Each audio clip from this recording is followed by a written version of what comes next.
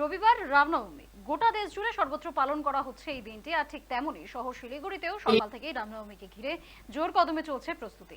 এদিন সকালে শিলিগুড়ির মহাবীর স্থানের সত্যনারায়ণ মন্দিরে পুজো দিয়ে দিনের সূচনা করলেন শিলিগুড়ির মেয়র গৌতম দেব। এছাড়াও এই দিন সকালেই রামনবমীর শুভেচ্ছা জানান তিনি।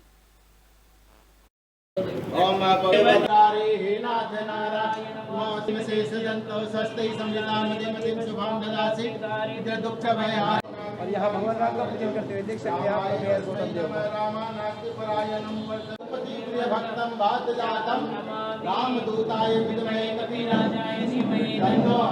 আমি তো পুজো করি, বাড়িতেও পুজো হবে, পুজো হয়, মায়ের পুজো হয়। এখানে যে সিংহবাহিনী দুর্গা জগৎ জননী, এখান থেকেই এরাই আমাকে জয়পুর থেকে এনে দিয়েছিল, সেটা বাড়িতে পুজো করি আমি প্রত্যেক দিন।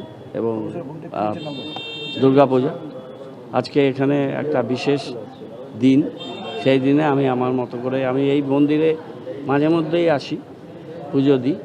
এখানে পুজো দিলাম, সবার মঙ্গল কামনা করলাম, সবাই ভালো থাকুক, শান্তিতে থাকুক, এই প্রার্থনা করলাম।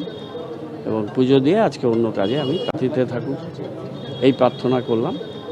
এবং পুজো দিয়ে আজকে অন্য কাজে আমি তারপরে বেরোবো। আমি ফাস্টিংয়ে আছি, নিষ্ঠা ভরে পুজোটা দেব।